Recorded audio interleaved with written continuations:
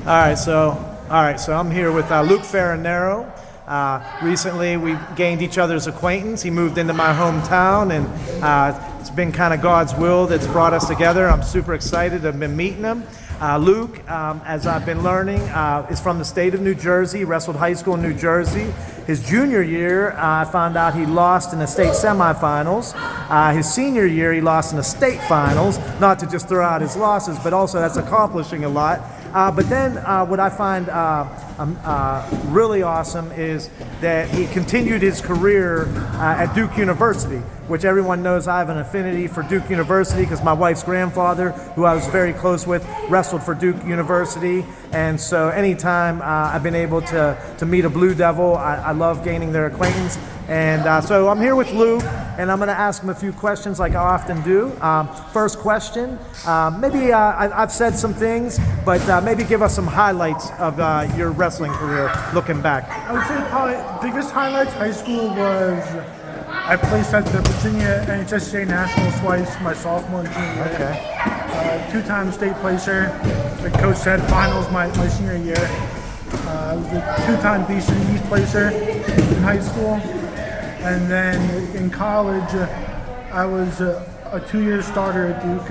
And then in my senior year, I placed 7th at the Southern Scuffle. Oh, wow. Excellent. So that's some awesome accomplishments, and you taught me a lot that I didn't know about the NHSCAs and things like that. So that's cool. I'm gonna have to check into that. How about a low light in your career? Maybe a down moment.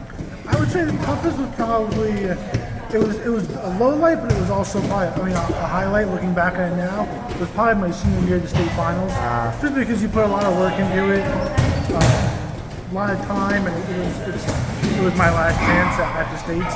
So I was really hoping I could get that one, but it didn't work out, and I'm all right with it. Looking back on it, it was a real good accomplishment. Of course.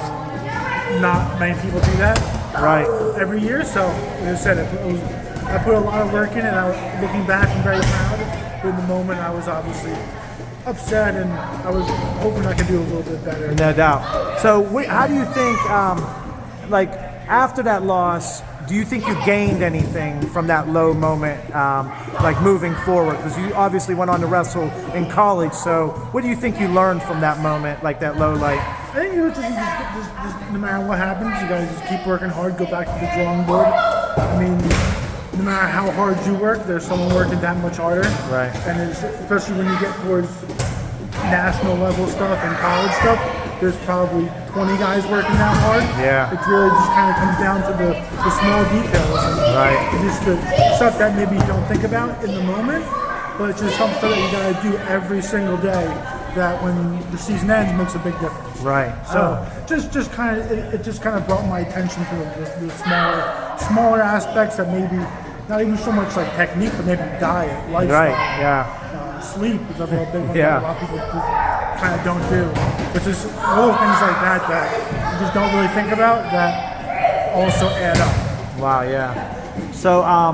So playing off of that, what advice would you give to a high school wrestler looking, now that you have all this experience, what advice would you, one big piece of advice you would give a high school wrestler right now? I would say if you're in high school, the biggest thing I would say is just give it your all, because you don't want to be graduating your senior year looking back and saying, oh, I wish I would have done this, or oh, I could have worked out a couple extra times a week these last couple years, and would it have made a big difference time-wise in my social life?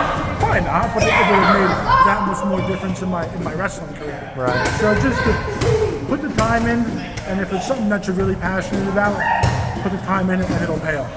Nice, thank you. Last question: because this is big, and a lot of parents watch these videos, so probably more than the kids.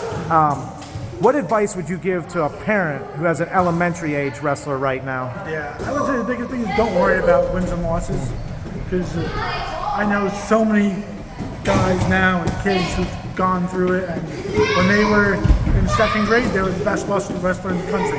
Yeah. And they get to high school, and they're a 500 wrestler. Yeah. So you don't really know how well your kids are going to do based on how good they are in second, third, fourth. Right. So at that point, kind of do it more so you love it and you enjoy it. Yeah. Don't make it a chore. Make it something that they enjoy going to do and that they look forward to. They Right. don't look forward to it. They're not going to want to do it, for one. And two, they're not going to want to put the time in the future Yeah. to get better. So just make sure, keep the pressure off and just enjoy it. Yeah. All right. Thank you so much. I really appreciate it. I really feel like it's God's will that we came together in life. It's been and I'm looking forward to continuing to build this relationship. But thanks again.